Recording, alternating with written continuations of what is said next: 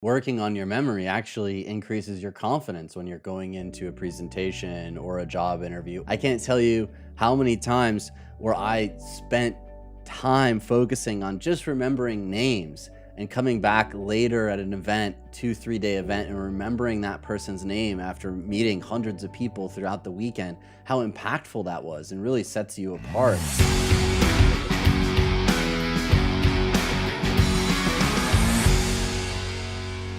What's up, everybody, and welcome to the show today.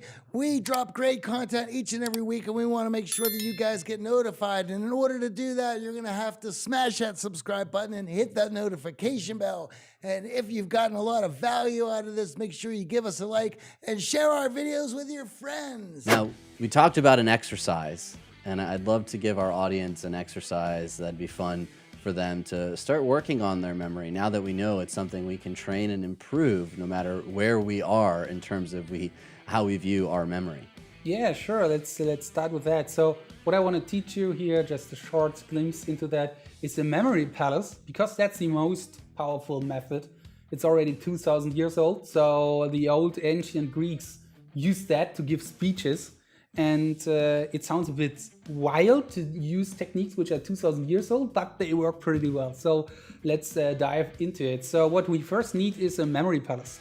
And a memory palace is a sequence of locations, for example, through your apartment. So let's imagine yourself in front of your apartment, AJ. So you're standing in front of the front door, and that's the first location is your door, okay? And then you go inside and look to the right. What is there? What is next to the door? What is it, AJ? It's a guest bathroom. The guest bathroom. Okay, so let's take the guest bathroom. So that's location number 2. So if you pass by, what is next? The dining room. The whole dining room, but let's say you don't use the whole room, but enter the room. And what is next to the door here? Is it a table or a board, or what is it? Yeah, there's a bench. The bench, okay. So we have door, we have bathroom, we have bench. What comes next? Then it would be the full dining room table. The dining room table is number 4, okay. Let's do 7. What comes next? Okay, then there's the kitchen island. Okay, number 5. Number 6? There would be the sofa. Okay, and number 7? The television. Okay, so everyone knows right now how it looks in your apartment. Nice. So please recall the first 7. So door, bathroom, bench, table, island, couch, TV. Perfect, easy. So that's your memory palace right now. And that's the tool we use to memorize a shopping list right now. Just easy one. And So you would tie each item to each specific place. And Johnny, what do you want to buy? It's your shopping list. Okay. The first item. Uh-oh. Steak. Steak, okay. And what you do now is you connect it to the door. So you imagine yourself in front of your front door. You're opening the door and it's smelling like nice steak, or the door is made of steak, something like that. But the important thing is you have to see it in your mind and smell it in your mind. And you have to trust the method. So don't go back and back and back, but just go with the story. Okay, second item.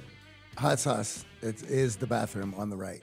Okay, hot sauce. Yeah. So how do you memorize it in your bathroom, AJ? I'm picturing it next to the sink and the soap to wash my hands.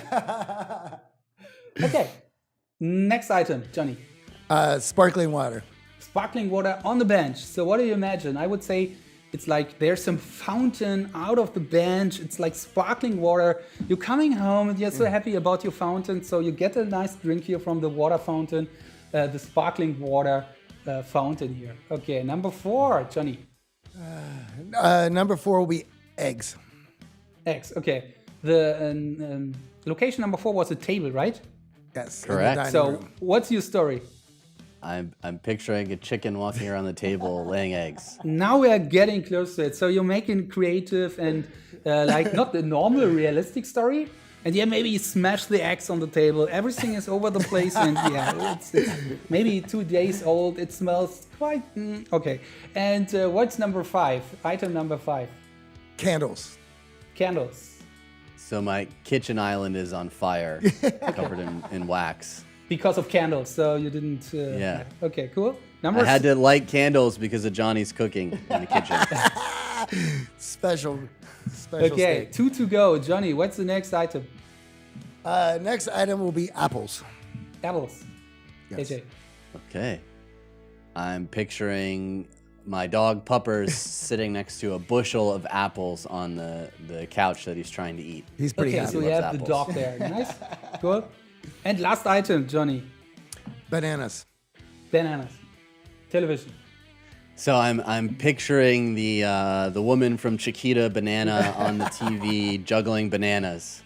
Okay, it's the question is you want to buy a woman or bananas? But anyway, so let's see if you memorize them correctly. So what are the items? Steak, hot sauce, sparkling water, eggs, candles, apples, bananas. Perfect, easy. And you could also do that backwards. It's no big deal about that because you just go backwards through your memory palace. And that technique just doesn't work for 7, but it also works for 20 or 40 or even 100. Wow. Wow. That's actually my grocery list weekly. Okay. Thanks for letting us know. He doesn't need to memorize it, but now I sadly have Johnny's grocery list memorized. So he can call you then and ask for Simple that. pleasures. Yeah, so next week when I visit you, Johnny, before the boot camp, I have your shopping list memorized. Yeah, you got it. And the cool thing is you will be able to recall it even tomorrow because it's connected now to the locations. And it's really about that connection. Making a story, create a connection, and then you will be able to memorize even more. And so what I would suggest to start with, create a memory palace through your apartment. Write down 10 words, 20 words, and connect them to the locations, and you will see works pretty well.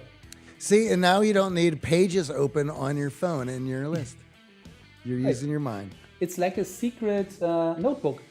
There's one, or like secret cheating papers for school kids. So you're just walking through their room in their mind during the class test, and there is everything. So, yeah. We drop great content each and every week, and we want to make sure that you guys get notified. And in order to do that, you're going to have to smash that subscribe button and hit that notification bell. And if you've gotten a lot of value out of this, make sure you give us a like and share our videos with your friends. So is this because I already have my home memorized? Because I live in it, it's something that is visually cued in my mind.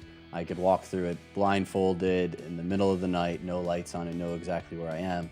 That's what I'm using to link my existing memory to something that I need to memorize in the future. Exactly. So this memory palace is your tool, which you already have, and then you connect it to other items.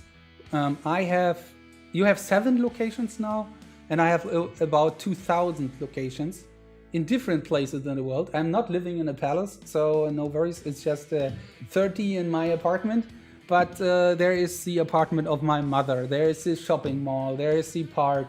There is the hotel in Las Vegas, for example, which I visited once. And I'm still walking through these locations, using them when I try to memorize stuff. So it's quite also nice memories. So you are always there walking through former buildings. Speaking of Vegas, I live here, and perhaps you and I will have to have a separate conversation. You know what I mean, Johannes? So I need to make a little money out here. I see. I'm not sure if that's allowed today. It was back then. There was no problem. But there has been this 21 movie. Maybe you thought that. 21. Oh, yeah. Yeah. After that, they changed everything. So it's quite tough, but let's have a private talk and let's see if we can get something out of it. Johnny's going to be arrested at his memory palace. That's what we're hearing. So we can use this not only for a shopping list, but if we have a big presentation coming up where we have key points that we want to get across, or even a job interview where we've prepped our answers and we want to be able to mention those key words when we're responding. And that leads to confidence, right? You're not second guessing yourself or facing doubt. So working on your memory actually increases your confidence when you're going into a presentation or a job interview, or even socially and you're meeting people for the first time. I can't tell you how many times where I spent time focusing on just remembering names and coming back later at an event, 2-3 day event, and remembering that person's name after meeting hundreds of people throughout the weekend, how impactful that was and really sets you apart in a networking situation.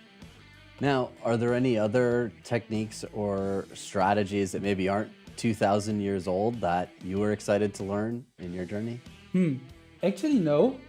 I mean, it's a bit too simple to phrase it like that, because it's all about visualizing images. And this memory palace method is the main key to all the other disciplines or all the other techniques. For example, if you want to learn like vocabulary, you also would try to memorize the word by memorizing an image. I'm not sure, do you speak any foreign language? Well, my memory of my French training from high school and college is fading. I wish I would have known the memory palace back then when I was taking exams. Yeah, so I mean, the key part is always to, even if it's a foreign word which you don't understand, try to create an image out of that. It's quite tough now to find a good example here in English because you know that word already, but maybe a foreign word like a German word. Let's see.